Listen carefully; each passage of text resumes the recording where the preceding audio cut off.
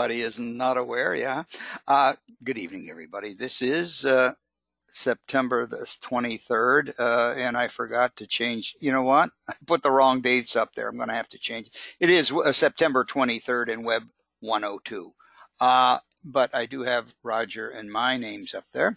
And I'm Gene Clabago. And I'm Roger Carroll. And I'm sorry I got the wrong date up there, but we'll get it fixed.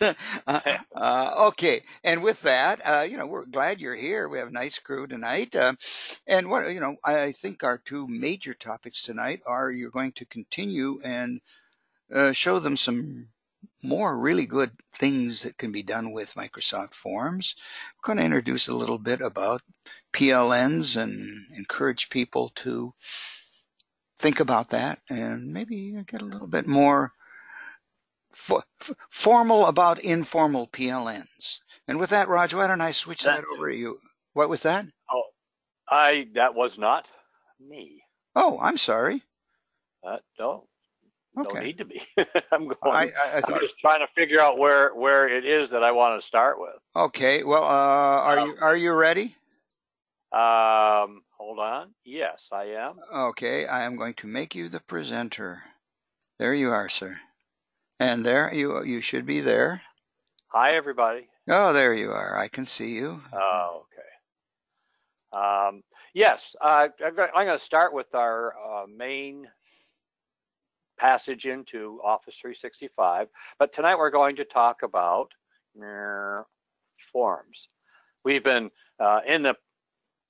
for the early bird worms, we were talking a little bit about Teams and some stuff, but I want to talk about forms, and we've sent out a couple forms associated with our last couple of webinars, and I'm going to show you a little bit more detail of what it involves with forms, and if anybody is using them, please let us know, raise your hand, and tell us more about them. But I want to show one, and Gene, I don't know if you've mentioned it, but tonight, if people look, there is a handout tonight. Okay. If you look in where it says handouts, and you can download that, and I encourage you to download the handout. It's some detail and breakdown of working with the forms. I found it very useful, and it'd be nice to have something in your hand for this, rather than maybe this video later on, which you're welcome to come back and review. But the handout, I think, would be very helpful as well. But we're going to take a look at some forms, and the one I created for tonight, and I haven't sent it out yet. Well, I have in kind of a way, and I'll explain that in a minute. This is a demo quiz, as you can see, for tonight. What I've done is taken the different forms of each question type and style and put it into a single form quiz. In your options, I want to go back to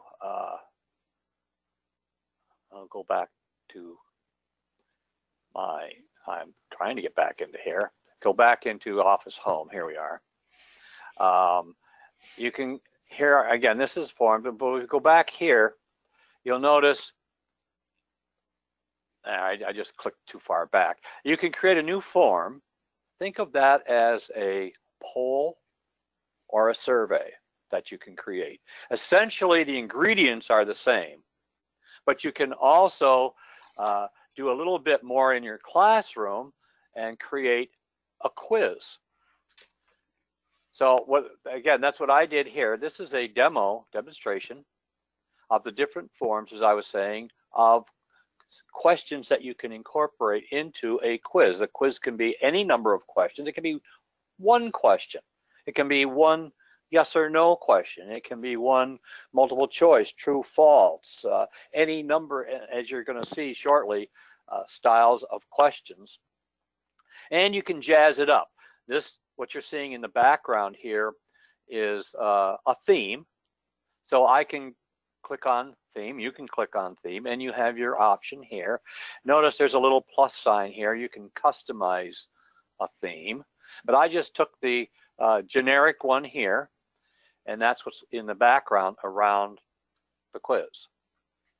So so let's go into this view right now. Notice I clicked on the forms. I can actually preview the quiz. I'm in the edit now. If I click on here right now, I can edit all the narrative, all the text I'm using for this particular quiz, okay? In the preview shows you exactly what it's going to look like on your students' screens, and we'll get to that shortly. So, and then notice here it says responses. When your students have taken the quiz and click the submit at the end of the quiz, then you start to see a little number appear below the word responses, or it might be beside it. It tells you how many have completed and submitted the quiz, and then you can go in and review it once that populates. Now I'll show you a completed one. If you were with us the last couple of weeks, we're going to look at one or two of those. So here is a quiz. Question number 1. Albany is the capital of New York State. True or false? And clicking on the edit portion, over here, I can insert, I click on this part of it, I can insert a graphic. And I went out and used the search feature. I click the edit here. I click the search feature. I can add some additional text here. If I click off that, I don't want to do it. But notice here, when I hover over it, Gene, you'll appreciate this. This is for yes. the accessibility yes, Judy demands. would be pleased. Judy is pleased. So I hovered over it. I put in some alternative text that this is a map of New York State. And then here is where you put in the question stem. And then down here, you put in the answer. So notice the check mark that I would click that, and I did, to show that Albany is indeed the capital of New York. So that I'll make sure I keep that. That is checked. So that is the correct answer. And when you input your questions, that's what you do.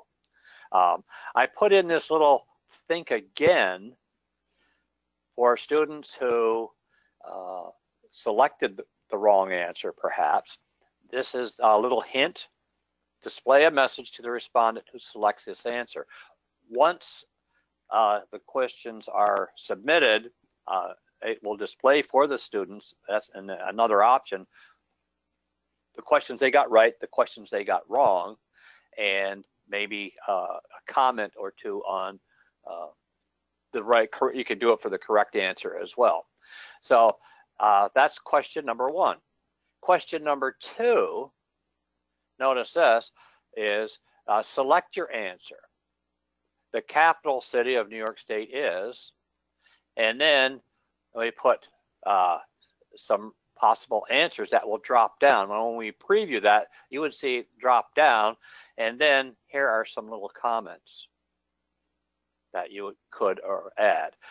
Think about this in terms of maybe a math question or something. You can add maybe some a question that you might ask over the shoulder of a student to prompt them to make the correct answer, the correct choice, or understand the problem at a different level.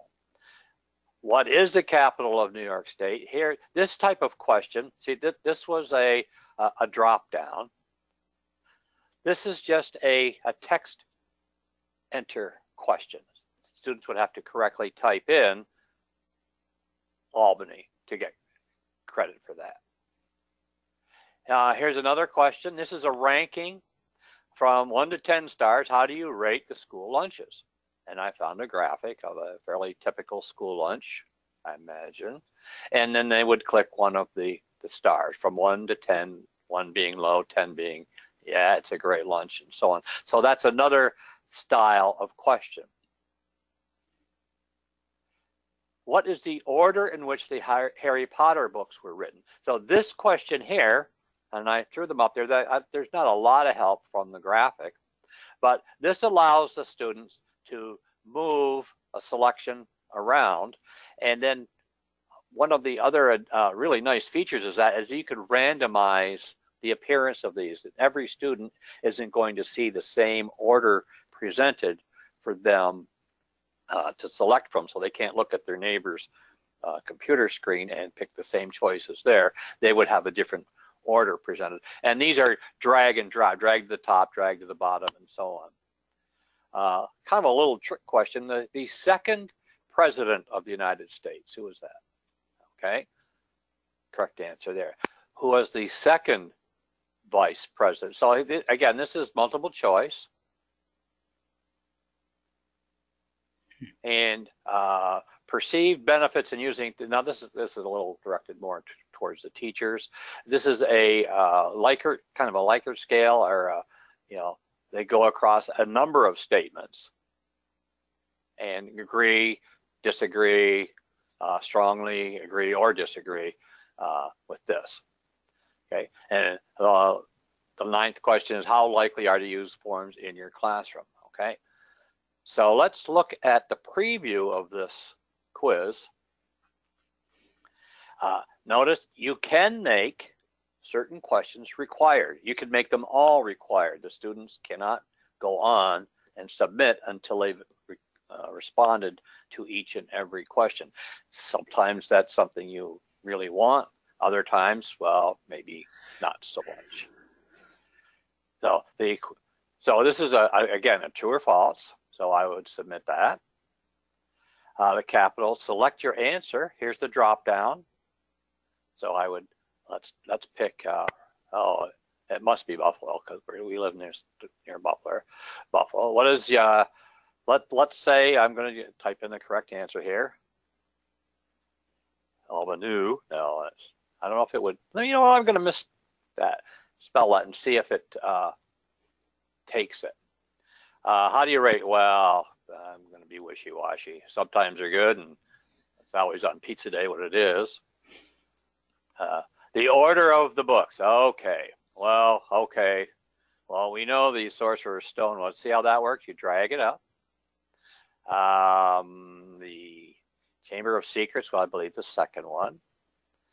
The Goblet of Fire, the third. Or was it? Yeah, I think Prisoner of Azkaban. I'm not really sure now. I know the Deathly Hallows was last. I think that's it. Well, we'll see when I submit it. Okay. Second president of the United States.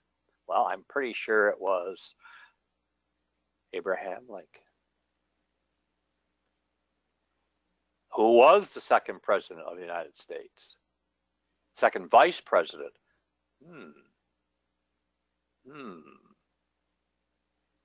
I think it might have been him or him.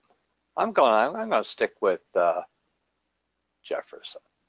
Perceived benefits. Let's just agree with everything. Well, nah. Let's strongly agree. Back and forth, back and forth. Because I want you to see what this looks like when it's all said and done. How likely are you? Oh my goodness, I can't continue life without using it. So now I'm going to click submit. Bingo. So that means I only got, I didn't get everything correct. So now I'm going to go back. Note here, just one other thing here is, I mentioned this last time, this is how it appears on a computer. If maybe the upper grades, or you're doing some things with the older students, you can put this quiz out and they can respond to it on their mobile device. It just makes itself adaptable to an iPhone or Android phone and so on. So let's go back. I now have a single response. That's what this is telling me. So I'm going to look at the responses. And this is what it looks like when a quiz has been submitted. Okay. It took Albany. Okay. Notice this. Okay, I had those two reversed here. John Adams is correct, but I said Abraham Lincoln, so okay.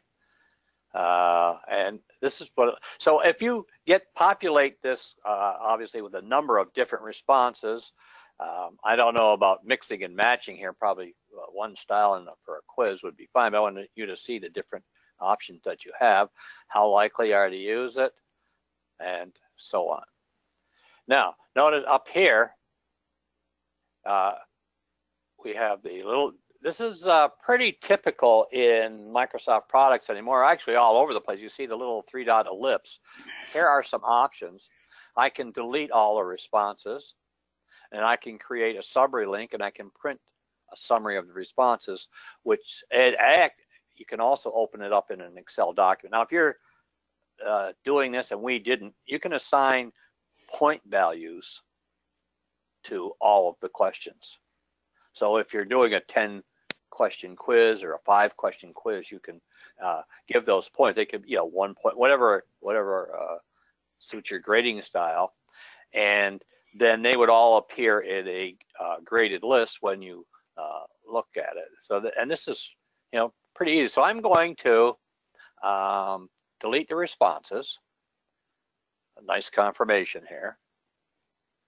So now there are no responses, and go back to the questions here. And I want to direct you now to my web page. And there's a question out there, I see. Constructed, yes, that's the tech, got a question, an option for constructed or extended response questions. And there is a way to do that. And Angela, I'll come right back to that. Please remind me if I don't. I wanted to direct you to my my web page, and you can get to my web page in your school directory, wherever school you are teaching in. If you go to the teacher web pages directory on the main screen, title screen of your school, you'll see me listed in your school. And so if you just go there, go down to the Microsoft Forms, and here is some detail about that. But down here is, that should have been a link. Oh, here, this is the handout, I beg your pardon. This is the handout.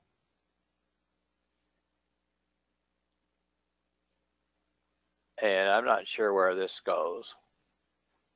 Just goes to something else. But this is the handout, and this is a sample Microsoft Forms that you just saw. If you click here, where it says click here, it'll take you back to that Forms. And this is one of the ways that you can get a quiz out to your class. If you have a class web page, you can simply put the link on the page. The other way that probably makes more sense now in our emphasis on using Office 365 and Notebook and Teams is to populate, take that quiz and put it into your team so that all students get it in that conversation that you're having in a classroom, which we are going to be talking about at a later date. So you can push it out in a number of forms. Another option is, what a QR code is, a little crazy checkerboard square thing.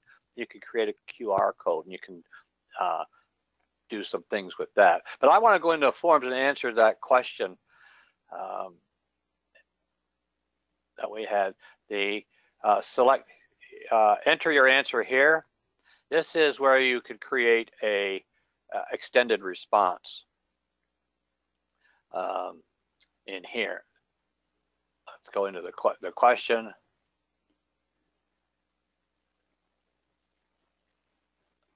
Add an answer.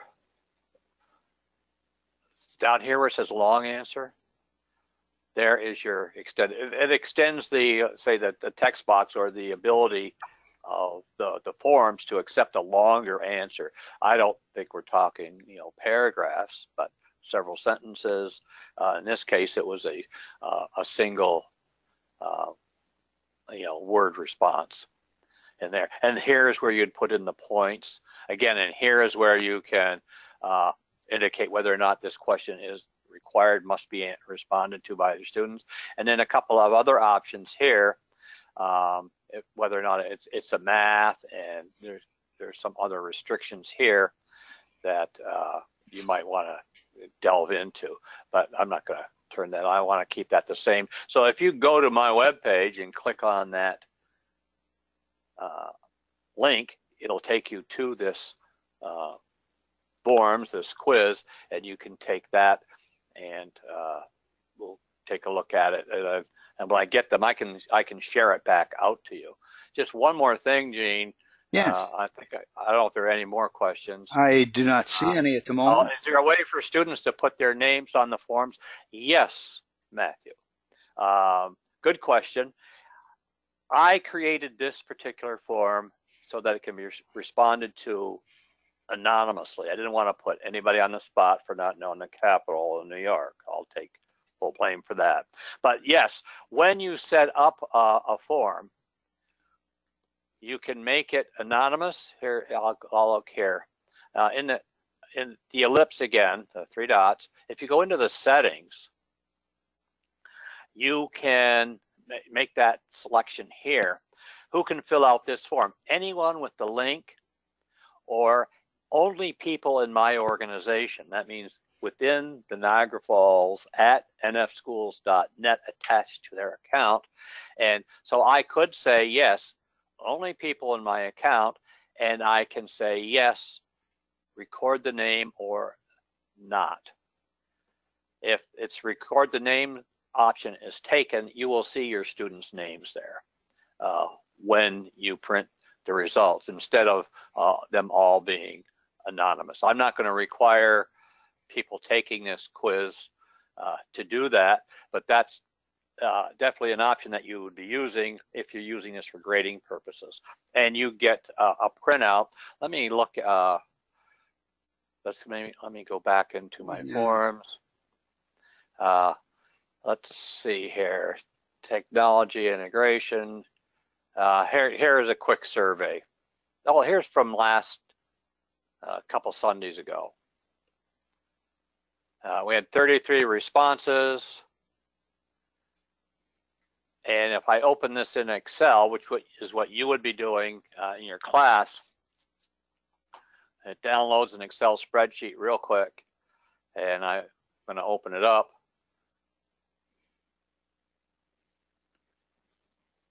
Come on, you can do it, Excel. Notice here, if the requirement was to not take it anonymously, the email address, or actually the way it would appear for students would be their first initial, last name, and the name associated with them would appear here. And then all the other detail of the grades here. And what's nice is once you start doing this, you can drill down into a quiz and say, oh, how many students answered question number 1. Now, it'll do a drop down. Oh, I didn't enable the editing. But how many, this gets a drop down, how to sort it out, how many answered question 1, and so on. So you can have loads of fun drilling down into a quiz. I just want to know who missed question number 1, or how many missed question number 1, and so on. So this is pretty versatile, and again, it's built in. It is simple. You cannot hurt yourself or anybody practicing the forms, and you can, just if you're starting a new topic, who knows anything about the westward movement? What can you tell me about and you can say, instead of sharing out by raising hands, the students in the class could take a quiz, and you could quickly look at that, and maybe even share the results with the class up on the smartboard and say, oh, look, and here's a trend. And you could do a lot with this. It really is, I think, a very versatile tool, and it's already yours. Dive into it. Again, it's part of your waffle here. It's an option in Office 365. So with that, Gene, I don't know if you want to jump in, or anybody else wants to jump in. If I had one thing that came up at our PD day about the names, you were just somebody just asked if the names could be on the forms, and you suggested that they go to sharing and click on only people within my organization can fill that out. That's perfectly good, and you can use it. Someone suggested this, however. They said that, and again, what happens if you do that before the person can take the form? I think they have to log in again, don't they? With their name and I'm not sure. Dave might answer this. I ran it. Yeah, go ahead. If you push it out in Teams, I don't think they have to. Okay, well, if they're logged in, maybe not. But anyhow, they're already logged in. Yeah. Somebody said as an alternative, you could have the first question being, what is your first name or your first name and last initial? And that would be easy to set up too, because when you went to Excel, that would show up too. So a question, right? Yeah. But So, yeah. But you would obviously give it no points, unless you wanted somebody to give them 100 points for that. But anyhow, no, that was just somebody suggested that you could do that easily as well. It depends how you're sharing it out. Yeah, exactly. Yeah. And what I don't know is, again, we don't have classes to play with. I remember, yeah, and again, email, like I say, I put it on my web page. Mm-hmm. At that point, they would, before they could look at the quiz, they'd have to sign in. Yes. Yeah. And I don't know what that looks like within the teams and so on. David, you started to say something about that. Dave? Were you there? Maybe he doesn't want to say anything about it. Okay. Yeah, can you hear me? Yeah. Yes. Can you hear me? Oh, okay. Yes. I was muted. Yeah, when I pushed out forms to my second grade class and they accessed it through Teams, they were already logged in as themselves, so it identified them. So did I identify them as with their username or also with their name? With their name. Very conventional. So like if I were to go in, I would.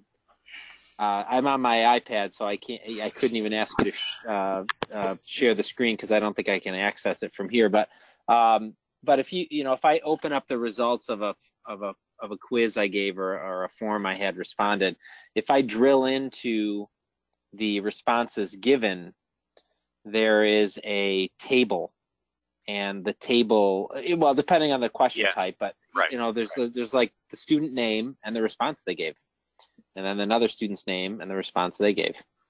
So yeah, when they access it through, when they're already on Office 365, when they're already logged into it, however they access it. Here, I got your class up. Right. And so I see. Well, that's this year's class. Last year's class might have. Okay. And I don't know that you can. Let's see. If you can see it. Well, I did share it with you. So, go into. No, it wouldn't be there. It would be a different channel. Okay. See how there's four more channels listed there? Yeah. Yeah. I think there might be one in, say, math. Okay. Now that's one that is, yeah, check that one. That one looks like it was sent by me. So. Yes. Okay. So I've already submitted my answers. Yeah. Right, and you can't see what the responses but I could see in mine what your response was if you took the I probably got it wrong. Quiz. Okay. Yeah, I mean I'm having trouble I'm having trouble recalling exactly how it appears, but and when you're making the quiz, you can I think there's a checkbox you can use that allows it to be anonymous, whether they're logged in or not. Yes. But I never selected that. That was that option. Log in, but don't show their name. Mm-hmm. But yeah, it's an interesting question because I've never experimented with, like, say, sending a form link to a colleague, say, through email, and then they access it. I guess in order to access forms, though, in some way or another, you have to be on Office 365, would you not? Yes. So I think it it's automatically, back and forth, right? Well, play with it this week, and I'll take a quiz or yeah, there you go. Something, and because that's what we're doing. But I'm glad that your your new class is in. Yes, you can see it right there. Yep. Yes, excellent. Now that's the one I created. Now the one that you don't see is if you scroll down, I don't think, unless I share it with you, right? Which I haven't. You don't see the ones that were defaults created by the district, which look more like a Power School sort of notation where it says, you know, I have a channel created for my homeroom, which is in Power School where I take attendance, and then I have one created for math, which is the same group of students, and language arts, which is also the same group of students. Well, we're gonna get into this much more heavily when we focus solely on teams. Right. Coming up, but again, there's a ton of possibilities. And one real quick aside is if you have consultant students in your classes and you're working within teams, you create channels and stuff, you can share that with the consultant teacher. Right. So that you can go back and forth and collaborate on some.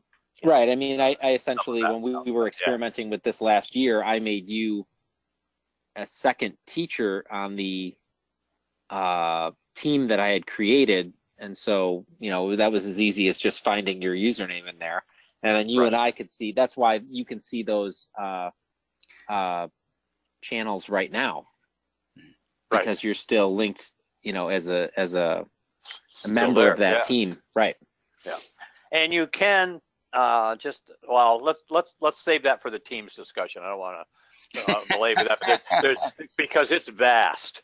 The possibility, and it's really great. But forms, with or without getting into notebooks and teams and so on, is a nice shareable thing that you can do without, you know, the full blown class notebooks and all of that stuff, which is kind of nice. Like I said, just throw it out on your web page. So I remind everyone, there's that handout, and it goes into a lot of the detail, a little more so than I was getting into. If you download that on your right now, or again, find my web page, I'm in your school directory, that form is also there for you to download.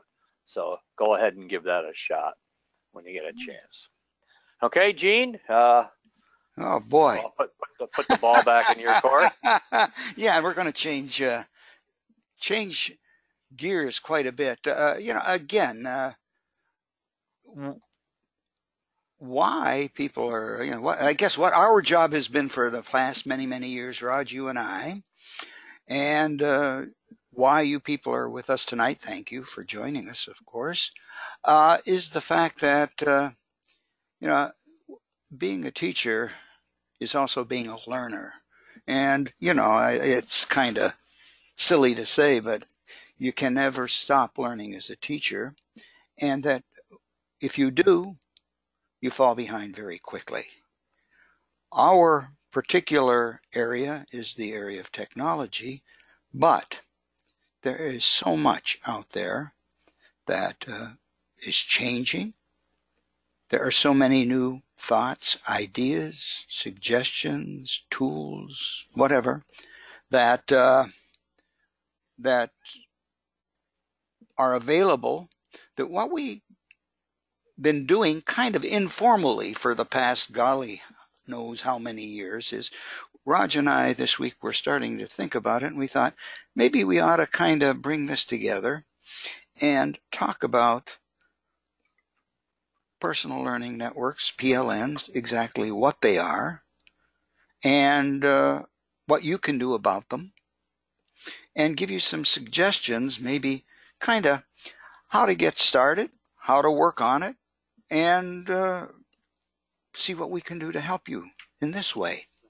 And maybe in the future, you know, do a general sharing of what's absolutely. Your PLN versus my PLN. And that's part of a network, yes, because I have what we did is we talked to the people over at the Teacher Resource Center, and they were very nice and allowed us to create a page here called Building Professional Learning Networks.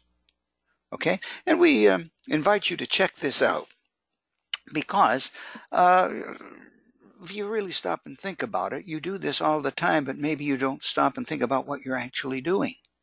And again, the definition of a PLN, very simply put, is, I mean, it's the resources, tools, materials that support your learning, and the people that you learn from and share with.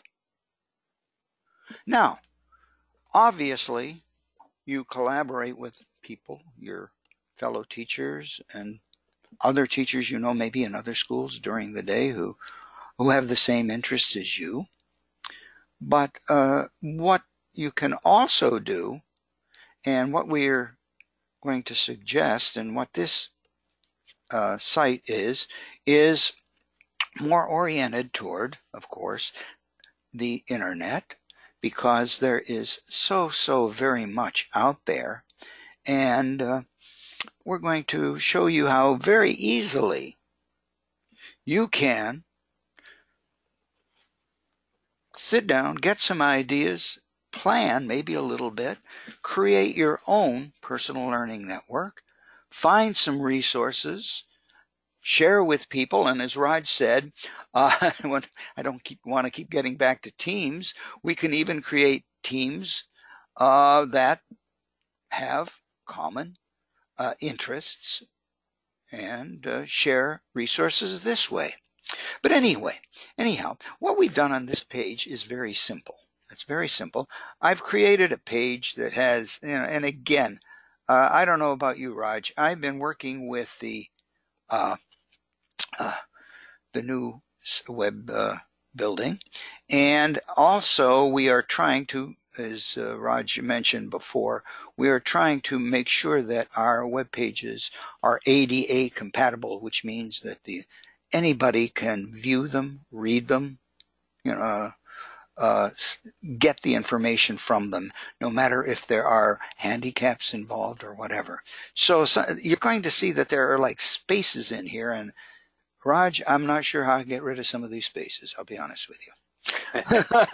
Okay, so if it looks a little simple, that's the way it is right now. Okay, anyhow, I've divided this page into several portions, and I thought that just take a look. First of all, the first thing is, okay, how do I get started with one of these things? What is a great way to get started? And so what I did is I have created a Flipboard, and we're going to talk about Flipboards a little bit. Is a great part of a personal learning network, if you like. But anyhow, this one, what I did was, in order to save a little time, I think I opened it up here. That's not it. This is it. Okay. I don't have them in order. This is the one that you can go to. And what we did, and Roger, thank you. I see you put a few really good ones in there. Is I tried to put these in order, but I put them in order, and then when they come up on the Flipboard, they're not exactly in order.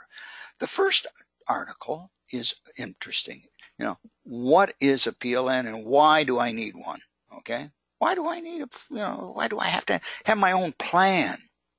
Okay, and rather than me clicking on it and talking, this is a website that if you go to it, you may want to include as part of your PLN, because it's a site called TeachHub, and it's a really cool site, has a lot of good things. And as with many of these sites that are here, you can subscribe in various ways, and the simplest is just by email. Put in your email address, and every week or 2 or 3, they'll send you a little article that you may find interesting, you may find not interesting. If not, you just delete it. But some of them have some really good materials. So this is one that does, and it also has a very simple, this is not into any great detail, explanation of what it is and why you need it.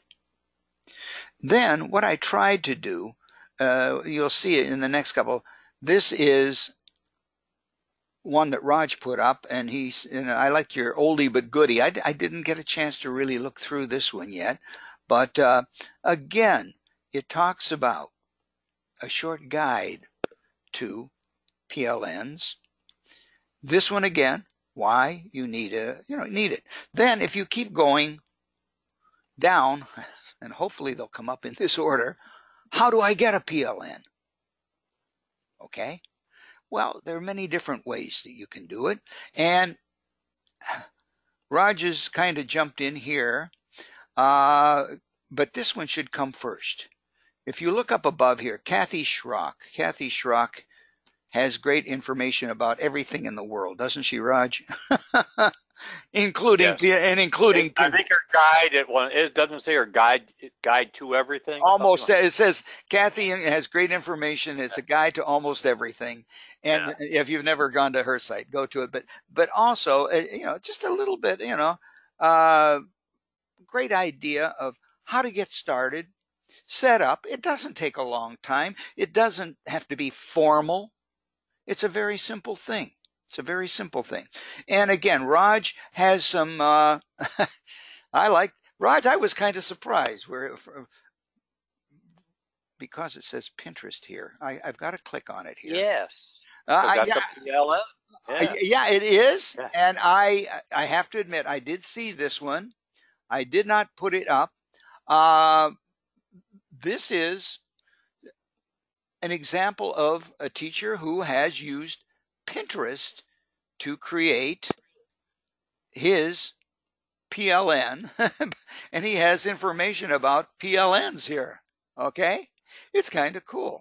Yeah. So this is one of the things that you can use to, when you want to get your materials, you start to collect them and compile them, the resources.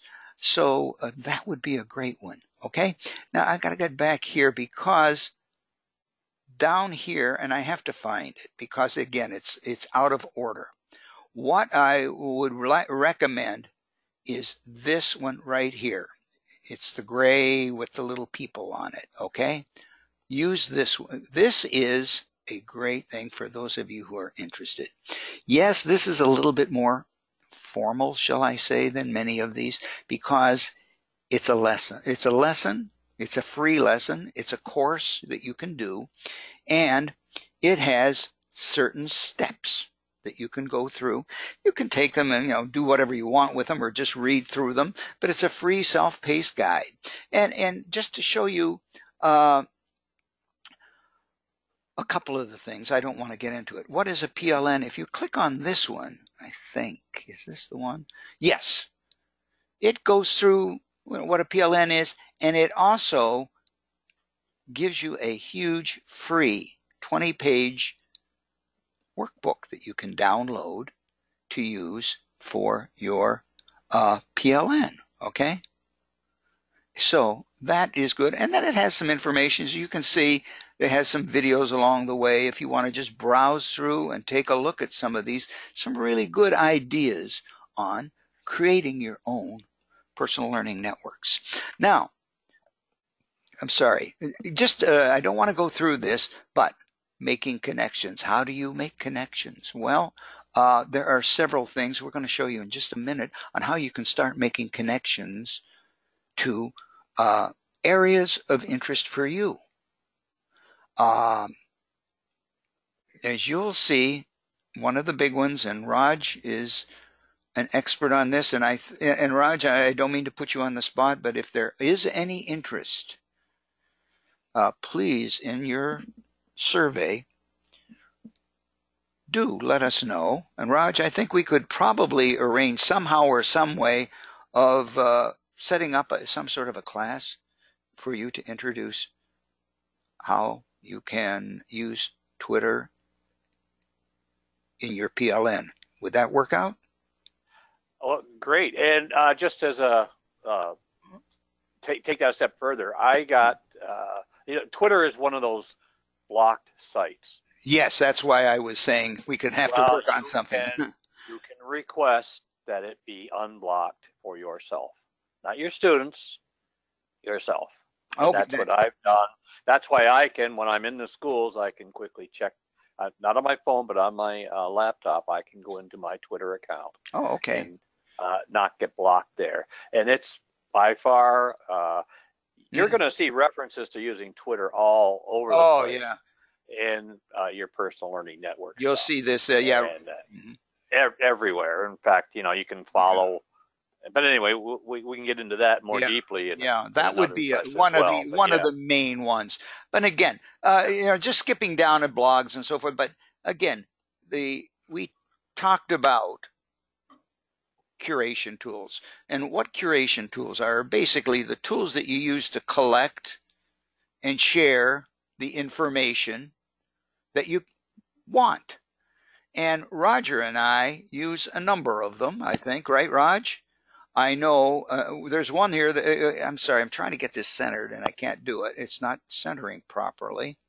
This list over here on the right, can you see this? Maybe I should make it a little. I can see it. There. Okay, I'll make it just a little. Yeah, here are some of the tools. Now they start off with blogs and Wakelet. I'm not even sure what Nuzzle is. I have to. I don't know if I want to know. I'm not. Yeah, Pocket, Diigo. But down near the bottom, they talk about Evernote, which is an app. I think I'm not sure if it's just an Apple app or if it's available. No, it's ubiquitous. It's what? Okay. I don't know. I love that word. I like that word. Yeah. Anyhow, but they talk about Flipboard, Live Bounders. If you are a Pinterest person, it's a great place to collect and share. There are a couple of new ones that weren't mentioned that Roger and I. Well, the Flipboard the big one that's not on that list is right there. Right there. Yep. I don't know if you can see that, but I can see it. I can feel it. And I know you use it because I've seen your OneNote, Office 365. In Office 365, which is OneNote, is a notebook, for want of a better term, that you can collect ideas, videos, images, documents, whatever, and you can also share them. So that's another thing that a reason why we really need to get into the Office 365 as well. But some of these others are pretty good, and that's why we're kind of using, as you can see, we're using this thing called Flipboard that we started with. I just kind of like the presentation, the way it presents it, kind of cool. But anyhow. But Gene, we strongly encourage people to get Flipboard. It's free. Oh yeah, I was going to get into that in just a minute. Oh yeah. And then follow this Flipboard. Mm-hmm. They can subscribe there. Yeah. So as we'll show you that. Hopefully. Yeah. Go ahead. Well, hopefully. Great. I just want to do one thing, and then where was I? Who was I? Who am I? We were talking about the curation tools, and anyhow, we were putting them here. Oh, there are here a number of different sites that would allow you to begin. We said, where do you start? Well, here's 4 free and fantastic professional learning networks. I think, Roger, you put one here, 121 best build your PLN. Oh, that was the Pinterest one, yeah. And there are different ones here. As we go down here, I believe, 5 personal learning networks. Okay, and now down at the bottom, and they ended up down at the bottom, is Build Your PLN with Twitter, a beginner guide. Again, we put them here. I can see we're running out of time. Using Twitter as your personal learning, and Twitter for teachers. There's so much out there. There's so much being shared. Why, we hope that you'll be a part of it. And like I say, what we do is we curate, when we're curating these things, We do them in a thing called Flipboard right now, and also in OneNote because I have them up here. And I'll be honest with you, what I did, and Raj, I looked it up. What Flipboard is a site where you can create your own flipboards.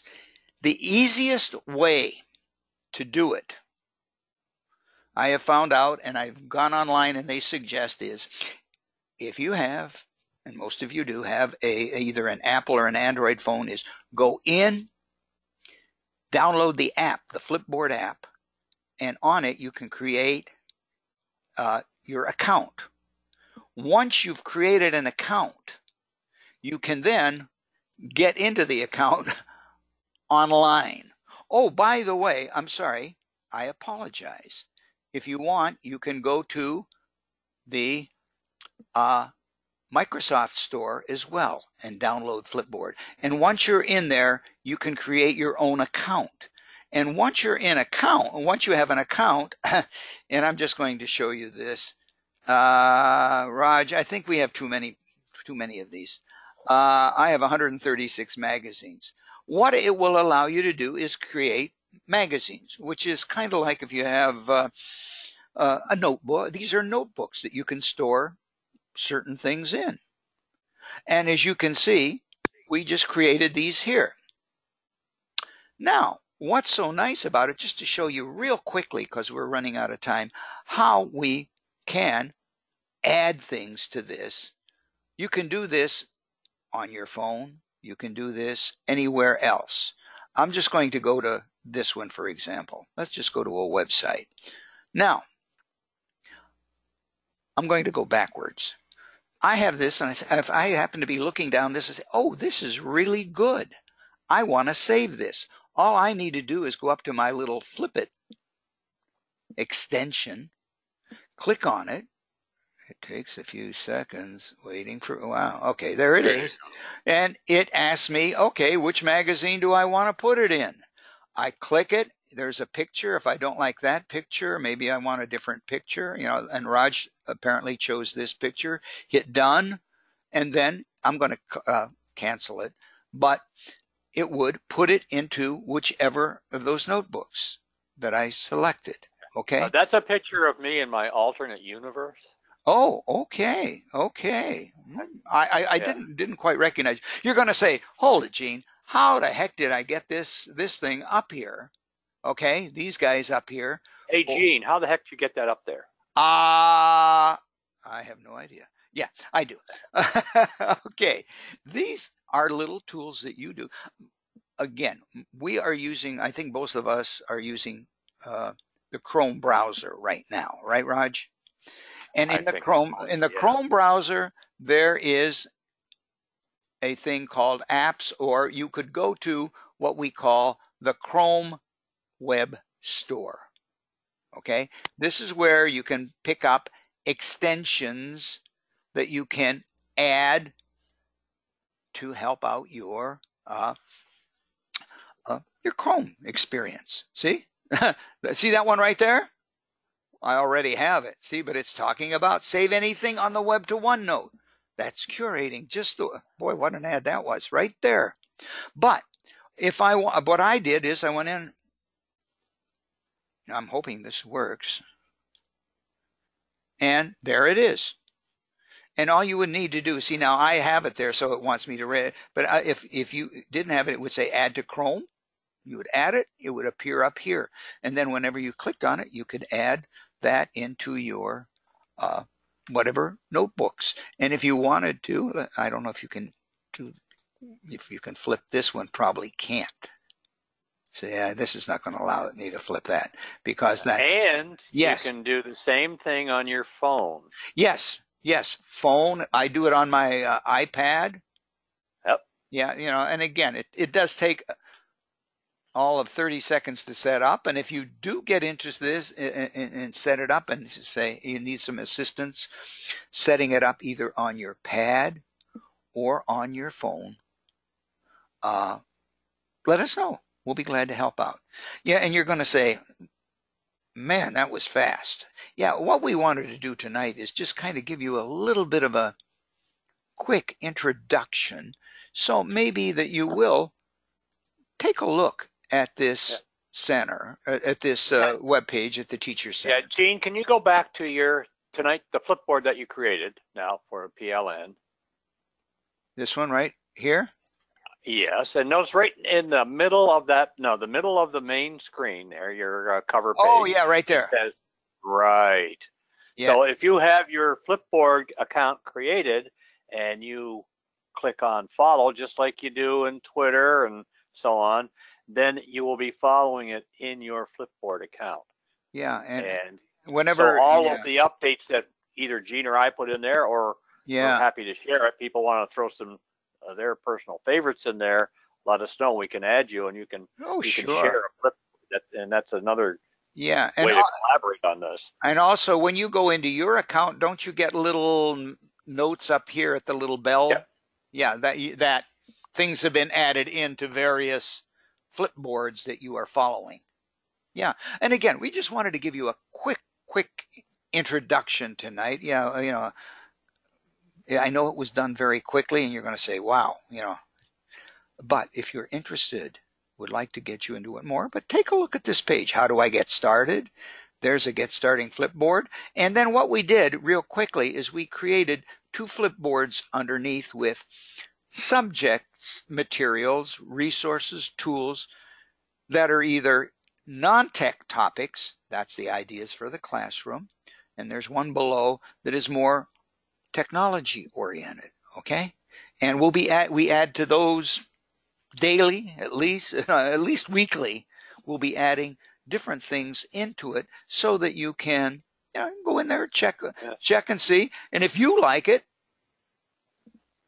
add it into your Flipboard or your OneNote, or save it in some way that you would like. So if you're interested in finding out more about how do I save stuff, and you can even use Pinterest, Live Binders, whatever, we would be very glad to help out.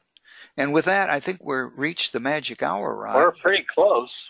I just want to remind people that next week, I think you're going to do it, that next week we have another guest panelist, Mr. Ray Granieri, who's in charge of all the technology in the district, is going to join us for a special evening and presentation. But if you also want to join us early next week, you can be a worm.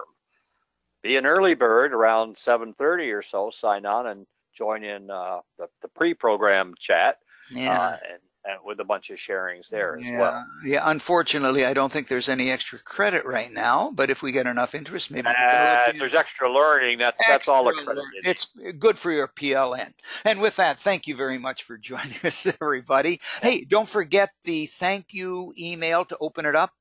Do the little survey that was in there, and we hope to see you next week. We are so glad you joined us tonight. And I know we're going to go out and jump on the Bills bandwagon now, and hope to see you next week after another win. We'll see you now. Yes. Good night, everybody. Have a great week.